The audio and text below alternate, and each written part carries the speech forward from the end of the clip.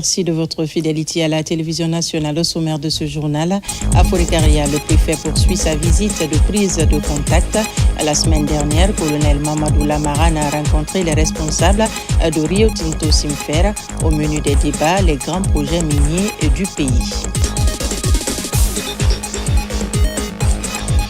Diabète et AVC, deux pathologies qui touchent des centaines de Guinéens. Ces maladies silencieuses sont souvent détectées à un stade tardif. Nous allons partir à la rencontre de deux patients qui sont affectés par ces maladies. À venir également cet incendie au quartier Imbaya dans la commune de Matoto. Il n'y a pas eu de mort, mais on parle des dégâts matériels importants. La famille touchée est inconsolable. C'est tout pour le titre.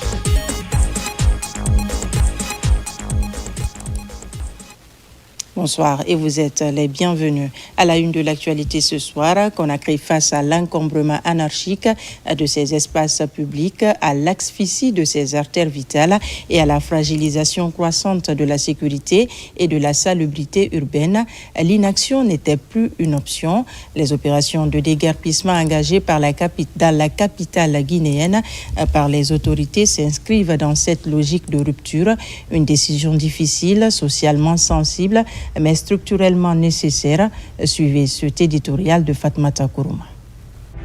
Il y a des décisions publiques qui, par leur sensibilité sociale, exposent le pouvoir à l'incompréhension immédiate, mais qui, par leur portée structurelle, s'imposent comme des actes de responsabilité historique. Les opérations de déguerpissement actuellement menées à Conakry relèvent de cette catégorie. Elles ne sont ni une brutalité institutionnelle, ni un caprice administratif. Elles sont le symptôme d'une ville qui refuse désormais de s'abandonner à l'anarchie. Depuis trop longtemps, l'espace public de la capitale guinéenne s'est rétréci sous le poids d'occupations illégales et désordonnées.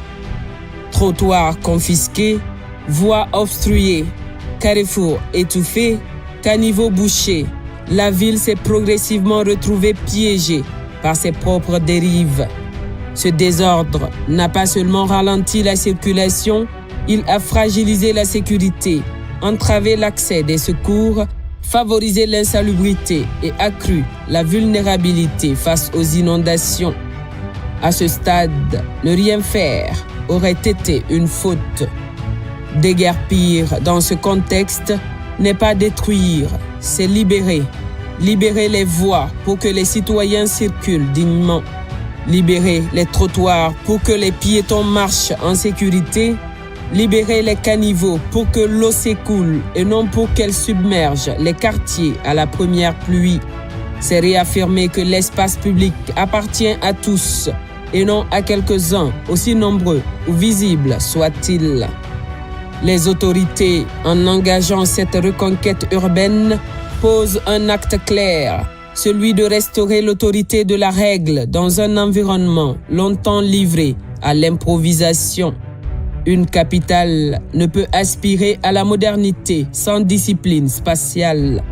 Aucune métropole au monde ne s'est développée durablement en tolérant l'occupation anarchique de ses artères vitales. Conakry ne fait pas exception à cette vérité universelle. Ce déguerpissement a entraîné aujourd'hui une fluidité dans la circulation et je pense que c'est une bonne initiative. Et j'apprécie le travail effectué dans ce sens. Et en matière de sécurité aussi, l'ancienne situation n'était pas favorable à la sécurité non plus des commerçantes. Et aujourd'hui, en matière de sécurité, je pense que les citoyens sont mis à l'abri parce qu'aujourd'hui, on a les moyens de transport. On ne les maîtrise pas à 100% parce qu'il y a des pannes qui peuvent subvenir dans la circulation, surtout les camions. Mais avec ce déguerpissement aujourd'hui, vraiment les citoyens sont mis à l'abri. Ce sont des décisions parfois que les citoyens n'apprécient pas au prime abord, mais après, on se rend compte effectivement de la nécessité de déguerpir la chaussée. Ça va dans l'intérêt de tous, dans la sécurité de tous. Bien sûr, Ces opérations ont un coût social. Derrière chaque installation déguerpie, il y a des revenus et des habitudes. Mais l'émotion, aussi légitime soit-elle, ne peut servir de boussole unique à l'action publique. Lorsque le désordre collectif met en péril la sécurité, la santé et la dignité de millions de citoyens, l'intérêt général doit prévaloir. Gouverner, c'est parfois choisir le difficile pour éviter le chaos. Au-delà de l'urgence, ces déguerpissements dessinent une ambition, celle d'une capitale réorganisée, respirable et planifiée. Une ville où l'on élargit les voies au lieu de les rétrécir, où l'on aménage des trottoirs, des espaces verts, des infrastructures durables.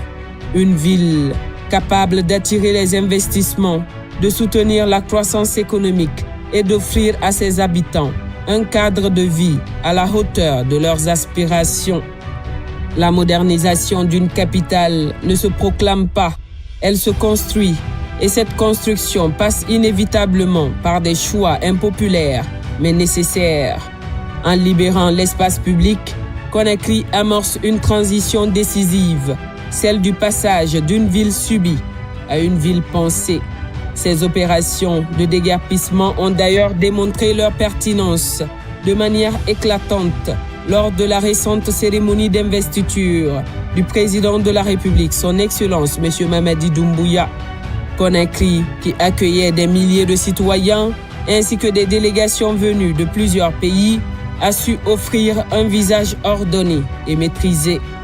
Les grandes artères menant aux sites stratégiques, notamment au stade général Lansana Conté de Nongo, ont été dégagées, permettant une circulation fluide et sécurisée à la hauteur de l'importance historique de l'événement. Grâce à la libération des emprises publiques, les dispositifs de sécurité, de transport et de secours ont pu être déployés sans entrave. Les convois officiels, les services d'urgence et les flux massifs de population ont circulé sans les blocages habituels qui paralysent trop souvent la capitale lors des grands rassemblements. Cette fluidité n'a pas été le fruit du hasard, mais le résultat direct d'un travail en amont visant à rétablir l'ordre urbain et à anticiper les exigences logistiques d'un événement d'envergure internationale. Au-delà de la réussite opérationnelle, c'est l'image même de Conakry qui s'en est trouvée revalorisée. Une capitale plus lisible, plus propre, plus respirable s'est offerte au regard des visiteurs, des médias et de la communauté internationale. Cette vitrine urbaine rendue possible par la reconquête de l'espace public a projeté l'image d'une Guinée capable d'organiser, de sécuriser et de moderniser ses grands rendez-vous nationaux. Elle confirme que les déguerpissements, loin d'être de simples opérations ponctuelles, constituent un levier stratégique pour hisser Conakry au rang de capitale africaine qui assume pleinement leur ambition. Actuellement, on ressent l'heure pure. Vraiment, avec ce déguerpissement, ça fait sortir l'image maintenant de la beauté maintenant du pays. Pourquoi nous sommes là, on applaudit pour le Sénégal, la Côte d'Ivoire, parce qu'ils ont accepté ça. Et nous aussi, je vais dire maintenant à nos mamans, à nos sœurs maintenant, d'essayer d'aider ce gouvernement pour qu'on puisse maintenant se développer ensemble. Ainsi, sous l'impulsion du président de la République, son Excellence Mamadi Doumbouya, ces opérations s'inscrivent dans une vision assumée de refondation de l'État et de restauration de l'autorité publique. Fidèle à son engagement de bâtir une Guinée disciplinée et équitable, le chef de l'État a fait le choix du courage politique face à des dérives longtemps tolérées. En plaçant l'ordre urbain, la sécurité des citoyens et l'intérêt général au cœur de l'action gouvernementale, il affirme une gouvernance qui privilégie la responsabilité, la cohérence et le long terme, convaincu qu'aucun développement durable n'est possible sans règles claires et respectées par tous.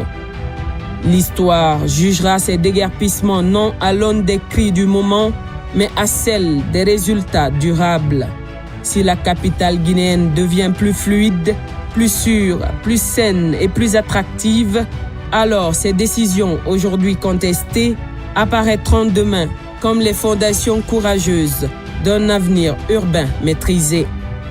Dans cette nouvelle république en construction, le président Mamadi Doumbouya a clairement fixé le cap. L'État doit redevenir exigeant envers lui-même. Les commis de l'administration publique sont désormais appelés à plus de rigueur, de discipline et de cohérence dans l'application des décisions. Gouverner ne saurait se limiter à édicter des règles. Il faut les faire respecter avec équité, constance et exemplarité. L'autorité de l'État, pour être légitime, doit d'abord s'incarner dans la responsabilité et le professionnalisme de ceux qui la représentent.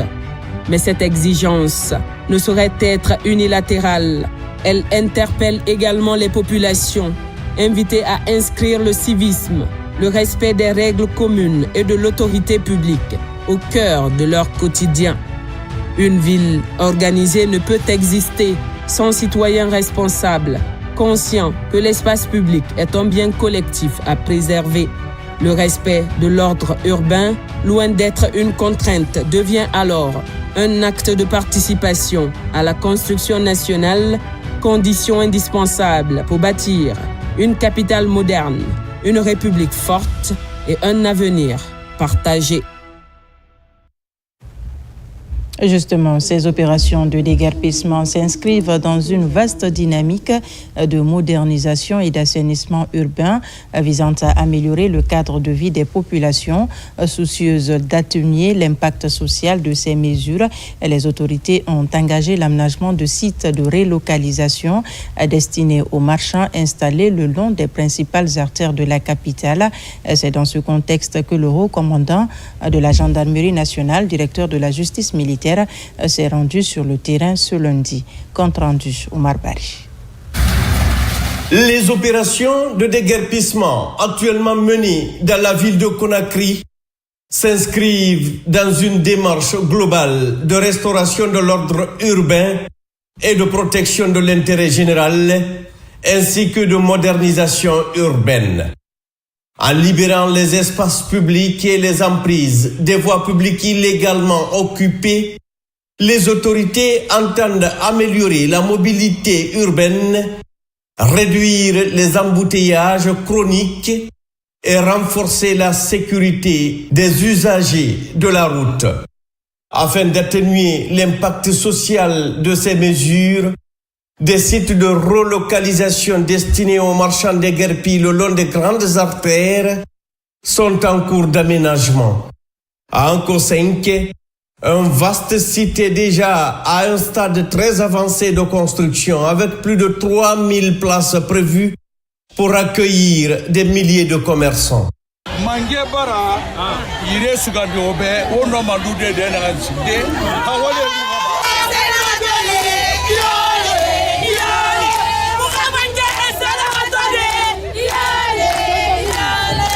Nerse min fala jamanye anana président général Mamadi Doumbouya nye anse wananye parce que jamana ti se développer la ni ko do make akan toro kan dimi kono ankalo amba bo pay do makana ambra anya ina na jamana no nyamma na ambra masa soro men na jamana sania wallahi amagana man toro parce que ankalo atina la antulati anala nda denda ndi ya musolandi na baran nawli angili trama yati comme men ken be kwari na place dama donc wole ka ke amone da han yorodo me an kala lo amma keleke amma sonko ke be kisiki mafa kanya be na masanyu mama abara an ko senke kurba men dama bi dengena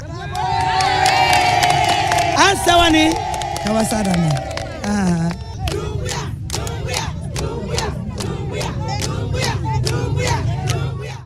Amatoto c'est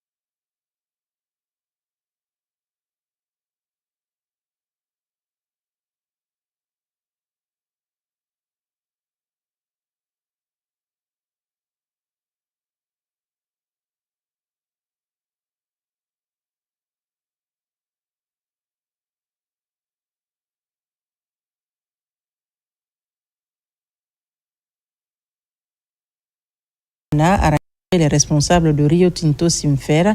Il était question d'échanger avec eux sur les grands projets miniers du pays. Il leur a été également transmis le message du Mamadi Doumbouya. Plus de détails avec Alpha Isiagaba. Face à face, les autorités préfectorales de Fourikaria et des responsables de Rio Tinto Simfer.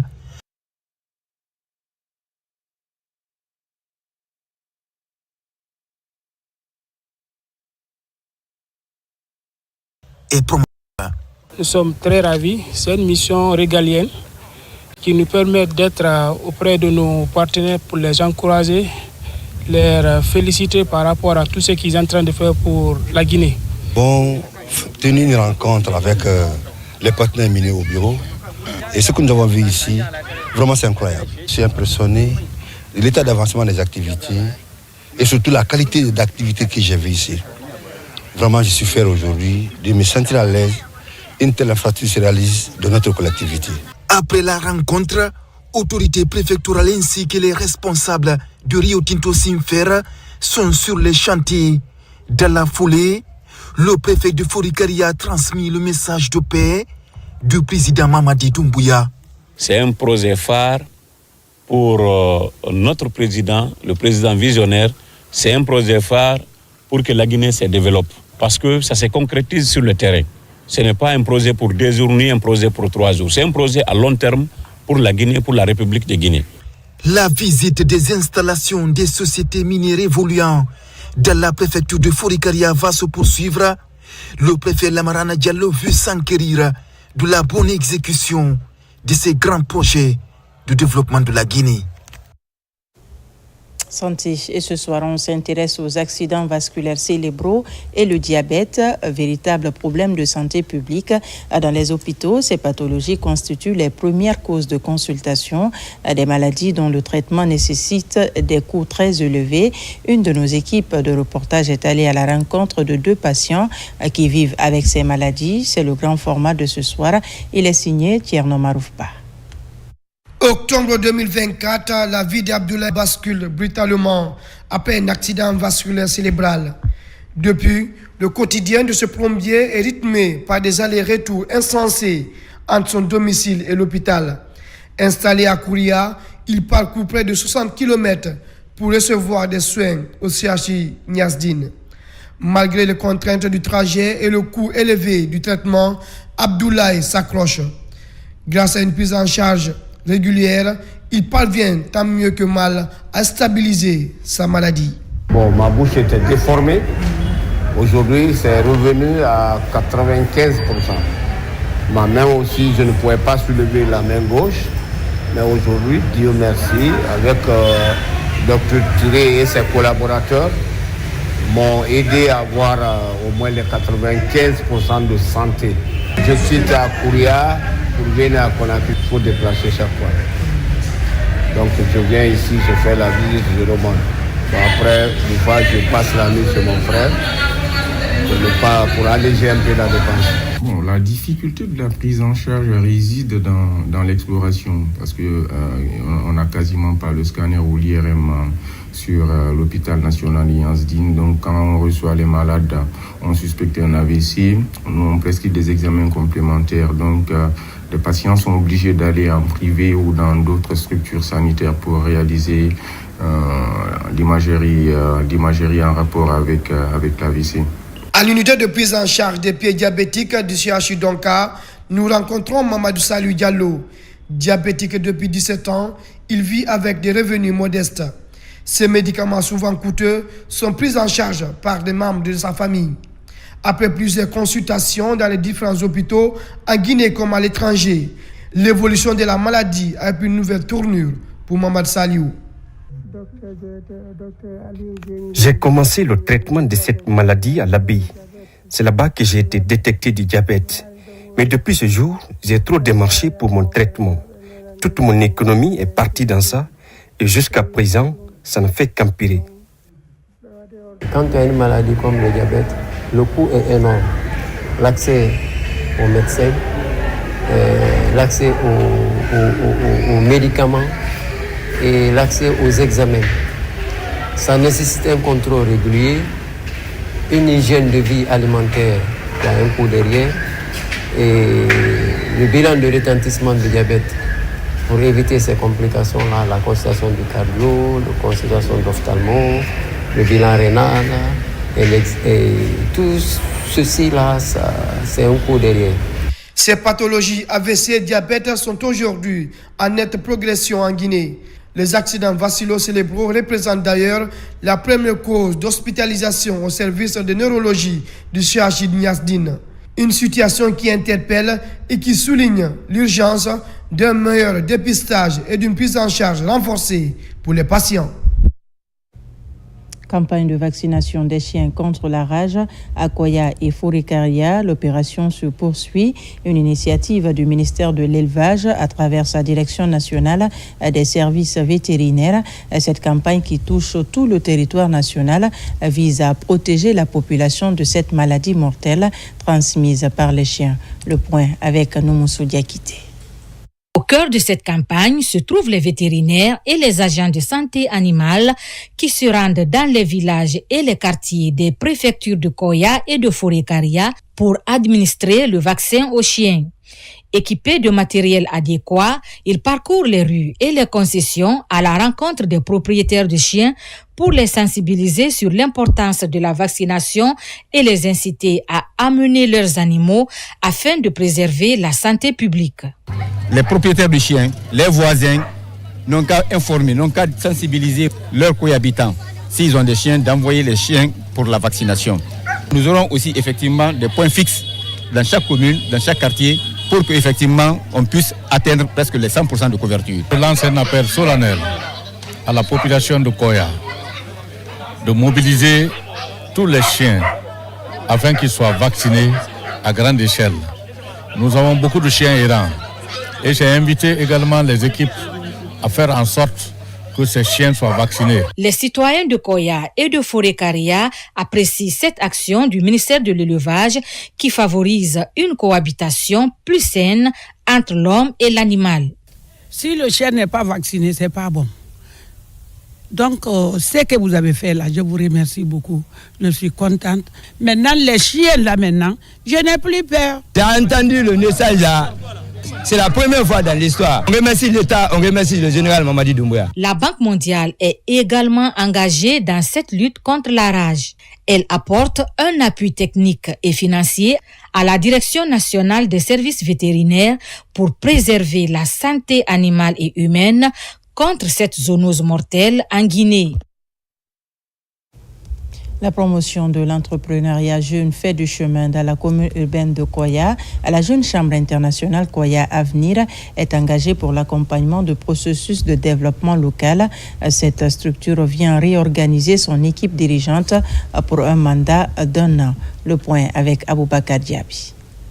À Koya, les structures de jeunesse continuent d'appuyer le processus de développement local des collectivités. Les membres de la Jeune Chambre internationale Koya Avenir prônent cette stratégie pour renforcer l'idée entrepreneuriale au sein de la commune. Ici, cette structure fédératrice de jeunesse reste caractérisée par la rigueur, la responsabilité et le professionnalisme. Il était l'heure pour nous aujourd'hui, avec toute l'équipe de 2025, de passer le flambeau à l'équipe 2026. Et de façon générale, nous avons été témoins en tout cas de la réalisation de nombreuses activités impactantes pour notre communauté, à savoir notamment la formation des jeunes leaders de Koya, le service à la communauté, des activités que nous tenons vraiment à cœur. Et également, nous avons fait la promotion de l'entrepreneuriat en donnant la latitude à des femmes et à des jeunes filles de créer des activités génératrices de sources de revenus. Après un an de mandat, JCI Koya Avenir réorganise son équipe dirigeante pour la bonne continuité de ses actions.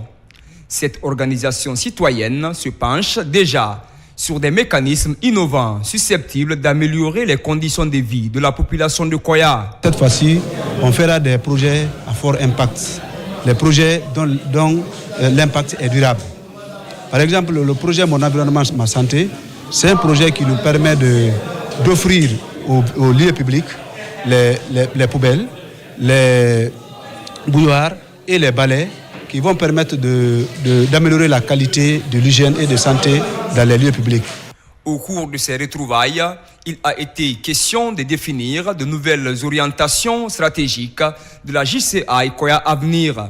Ce nouvel élan prend en compte les défis liés à la formation des jeunes, à l'entrepreneuriat local et à la réalisation des activités citoyennes comme le don de sang et l'assainissement.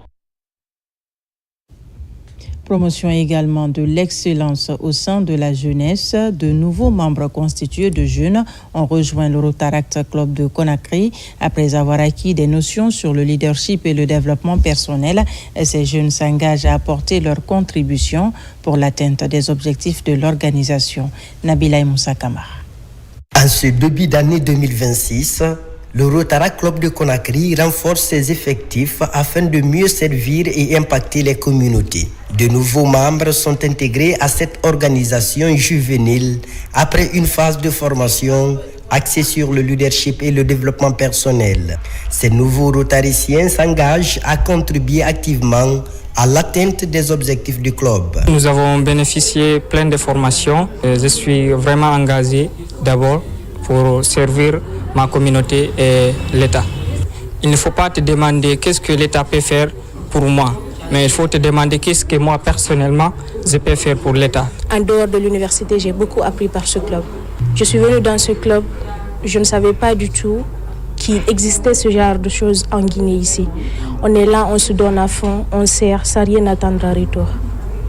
À travers cette cérémonie d'intronisation, les responsables du Rotaract Club de Conakry entendent promouvoir l'excellence et l'engagement citoyen au sein de la jeunesse guinéenne. Former et encadrer des jeunes capables de devenir les leaders de demain figure parmi les principales ambitions de la structure. Les nouveaux membres, depuis postulant déjà, ils étaient dans des commissions stratégiques où ils servent déjà, ils ont des responsabilités. Ils rejoignent la grande famille rotarienne, donc je les invite à maintenir le même engagement et le même dynamisme. Après plusieurs années de participation active, certains membres ont officiellement reçu leur fanion. Des conseils pratiques sont également prodigués aux nouveaux intronisés afin de les préparer à œuvrer efficacement au service des communautés avec courage, engagement et persévérance. Et puis, les responsables des structures Omega et du Mouvement mondial des femmes, filles leaders panafricaines et caribéennes, ont animé un point de presse. Il était question d'expliquer aux professionnels des médias la nécessité de célébrer la Journée mondiale de l'éducation. Le récit avec Mikini Moussa Kamara et Marwan Kamara. La Journée mondiale de l'éducation est célébrée chaque 24 janvier pour souligner l'importance de l'éducation dans le développement durable et la paix. En Guinée, les structures Omega et du Mouvement mondial des femmes, filles leaders panafricaines et caribéennes invitent les professionnels des médias pour expliquer la portée de cet événement. L'appel, c'est quoi aux familles? Les enfants doivent être scolarisés. Ils doivent pousser les enfants, encourager les enfants à aller à l'école, les maintenir à l'école. Cette journée a été proclamée par l'Assemblée générale des Nations unies en 2018 à l'initiative de l'UNESCO.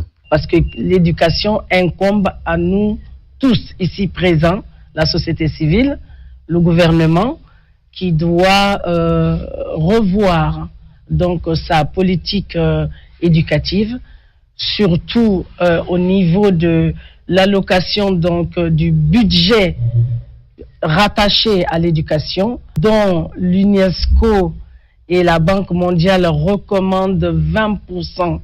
La Journée internationale de l'éducation vise à rappeler que l'accès à une éducation de qualité est un droit fondamental. C'est un levier essentiel pour réduire les inégalités sociales et économiques à l'échelle mondiale. Sur un autre plan, elles rendent justice, mais restent minoritaires dans la sphère de décision. À Conakry, un forum a réuni les femmes des droits déterminées à faire tomber les barrières invisibles qui freinent leur ascension. Elles plaident pour une justice plus équitable et humaine. Des précisions avec son Assagno et Fodé Camara. Briser le plafond de verre dans l'appareil judiciaire guinéen, c'est l'enjeu de ce forum pour juguler la faible représentativité des femmes. Pour la coordinatrice de l'événement, une justice inclusive n'est pas une option, mais une exigence démocratique pour identifier les obstacles et renforcer les compétences au féminin. Ce forum est né d'un constat du manque de représentation des femmes dans les professions juridiques et judiciaires en Guinée. Mais je pense que cela est dû aussi à un manque de soutien. Donc je demande à ces professionnels-là de nous accompagner et d'accompagner ces jeunes filles à aller jusqu'au bout de leur parcours académique.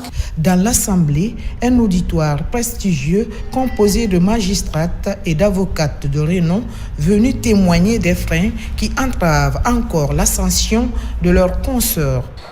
Par rapport à la présence féminine des femmes au niveau des avocats, elles sont pour un taux de 26% de femmes avocates, 15% de femmes magistrates, une femme qui est conseillère juridique au sein du gouvernement. Cela veut dire que franchement, il y a des disparités. Mais il va falloir que nous, les femmes, que nous acceptions de nous affirmer et de chercher à être compétentes. Le débat, bien que technique, porte une ambition profonde, humaniser la loi par la mixité, tout en encourageant un engagement institutionnel ferme en faveur de l'égalité et même de l'équité. Parce qu'avant de participer au concours d'intégration au métier du droit, il y a d'abord une période de stage. Par exemple, moi qui veux devenir avocate, il y a au moins 3 ans de stage avant de passer le CAPA. Si nous n'avons pas de possibilité d'avoir accès au stage, comment allons-nous nous préparer dans la pratique afin d'affronter le monde professionnel? L'initiative qui a été prise par ce forum est une initiative qui mérite d'être encouragée par tous et surtout par le gouvernement. Parce que quand vous prenez nos textes de loi, à commencer par la Constitution et d'autres lois qui ont été votées, sans compter les instruments juridiques internationaux ratifiés par notre pays, alors on a toujours prôné l'égalité entre la femme et l'homme. Les temps forts de la journée a été le concours de plaidoirie. En prônant une présence accrue des femmes, ce forum pose les jalons d'une réforme structurelle de l'appareil judiciaire et de l'état de droit. Hors de la Guinée, les rideaux sont tombés sur le Salon mondial du tourisme en Espagne. La participation de la Guinée a été remarquable à ce rendez-vous du tourisme international. Pendant 5 jours, les exposants guinéens ont vendu le riche potentiel culturel, artistique et touristique des 4 régions naturelles du pays. Amadou Touré commente les images de Mohamed Souma. À travers son riche potentiel culturel, la Guinée a marqué ce rendez-vous mondial du tourisme futur 2026 ici à Madrid. Au rythme des guembés, balafons, tam-tam et autres éléments apportés par les exposants guinéens dans ces stands, le rouge jaune vert était fièrement représenté en Espagne. Une fierté pour les participants du pays aux 4 régions culturelles. Les potentiels investisseurs pour leur présenter notre portefeuille de différentes possibilités d'entrepreneuriat, les différentes possibilités d'investissement en République de Guinée. Et il y a des tours opérateurs que nous avons rencontrés qui sont intéressés à la République de Guinée. Et il y a aussi les contacts au niveau de certains pays africains dans le cadre du tourisme interafricain, non seulement dans la sous-région ouest africaine et en Afrique en général. Il faut rappeler que c'est également une grande opportunité pour nous de montrer au monde entier que la Guinée est un réel paradis, comme on le dit. Mais aussi, on essaie de se positionner à travers le tourisme mondial. On essaie donc de vendre la Guinée, alors dans le sens positif justement, de montrer aux gens que la Guinée regorge d'un potentiel touristique inestimable. En participant 3 fois consécutives à ce salon, la Guinée a démontré aux faces du monde son réveil touristique et sa dynamique à faire du tourisme un levier important de son économie, ce conformément aux ambitions du président de la République, Mamadi Doumbouya, à travers le programme Simandou 2040 dans le secteur de l'éducation et de la culture. Nous avons vu un intérêt particulier que les gens avaient pour la Guinée, notamment les tours opérateurs qui veulent intégrer les circuits touristiques guinéens dans leurs produits de l'année prochaine. Et nous pensons que cela va se matérialiser très rapidement à travers la vente de la destination Guinée sur le marché européen et à l'international. Le Salon international du tourisme futur 2026 a connu cette année la participation de plus de 10 000 entreprises venues de plus de 160 pays et régions du monde pour présenter leurs réalisations, leurs innovations et les opportunités de coopération offertes par l'industrie touristique mondiale. Événement triste, ça s'est passé au quartier Yimbaya dans la commune de Matoto. Un incendie s'est déclaré dans une concession. Pas de perte en vies humaines, mais les dégâts matériels sont considérables. Tout est parti en fumée. La famille, sous le choc, demande de l'aide auprès des autorités. Alpha Isiagaba. Plafond et tôle noircie, vêtements et objets de valeur réduits en cendres. C'est le triste bilan de l'incendie survenu au quartier Yimbaya dans la commune de Matoto. En quelques minutes, les flammes ont tout ravagé. Les biens de cette famille sont partis en fumée. Mon neveu qui est venu me dire qu'il est en train de sentir l'odeur de la fumée. Je lui ai dit, bon, va voir dans le salon qu'est-ce qui se passe. Dès qu'il est venu me dire, bon, il y a le feu dans la chambre de ma soeur. Donc, dès que je suis venu, j'ai défoncé la porte et ça trouvait que vraiment tous les objets qui se trouvaient dans la chambre de ma soeur avait commencé à être consumé par le feu. Selon les témoignages, un court-circuit serait à l'origine du sinistre. Aucune perte en vie humaine n'est à déplorer, mais les dégâts matériels sont énormes. Sans abri, la famille a passé la nuit à la Belle Étoile. Aujourd'hui, je lancerai un appel solennel à toutes les personnes de bonne volonté qui nous viennent en aide parce que ce qui est arrivé comme ça, c'est une catastrophe. Personne ne souhaite que ce genre de trucs se produisent dans une concession. Mes marâtres, mes tantes, mes soeurs, ma maman, elles sont toutes dehors. On a passé hier la nuit dehors. Ces derniers temps, les incendies se multiplient dans les ménages. À chaque fois, le même scénario. Des femmes dévastatrices et des familles plongées dans le désarroi. Les dégâts, eux, sont souvent considérables. Pour terminer, dans la préfecture de Massanta, fin de la première édition du festival régional des clubs dotés du trophée Mohamed Dak Komara, une initiative de Codesco qui visait à renforcer l'entente et promouvoir le football à la base. La finale qui a opposé le club FC Mamadi de Massanta à l'Académie football de Gekedou n'a pas eu de vainqueur. Les deux équipes se sont réparties le trophée et les prix au nom de l'unité et de la paix. Moussa Komara.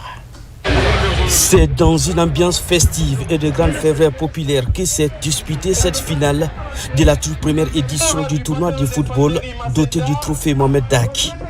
Un événement sportif qui a tenu toutes ses promesses selon les organisateurs. Nous sommes satisfaits du déroulement de la compétition parce que tout ce qui a été planifié ont été exécutés à la lettre et la réussite a été de taille. Ce tournoi de l'unité et de la paix a mobilisé 12 équipes venues des villes de la région forestière. L'idée est de renforcer les liens séculaires et promouvoir le football à la base. Nous avons décidé d'accompagner ce tournoi. C'est pour aider les jeunes à s'épanouir, à renforcer l'unité entre les fils pour que la paix règne en région forestière. Dans cette finale, deux formations talentueuses et ambitieuses. L'Académie foot de Gekedou, habillée en rouge, est opposée à FC Mamadi. Engagement, combativité, intensité et discipline tactique ont rythmé cette finale âprement disputée. Durant 90 minutes de jeu, pas de but. Séance de tirs au but, tous les 22 protagonistes ont marqué. Le trophée a été alors partagé entre les deux équipes qui ont proposé un spectacle à la hauteur de l'enjeu. Je remercie nos supporters qui nous ont soutenus ici. De Gekedou à Massanta, nous sommes déplacés, c'est pour remporter le trophée là. Voilà, c'est le trophée là qui est là. Donc nous sommes fiers d'être d'être ici à Macenta. Au nom de monsieur le préfet de Macenta, de les remercier pour la taille et la qualité de l'organisation. Parce que nous avons vu au stade, il n'y a pas eu de faille. Les joueurs étaient là, ils se sont mobilisés dans la ferveur pour donner un éclat particulier à cet événement. Cette première édition réussie augure d'un avenir prometteur pour le développement du football à la base et la promotion de la consolidation du tissu social dans cette ville des montagnes. Voilà qui met fin à ce journal. Merci de nous avoir reçus chez vous. L'actualité se poursuit sur notre site le www.rtgguinée.info. Je vous dis à très vite pour d'autres informations de la Guinée, notre paradis, terre de richesse et d'innovation.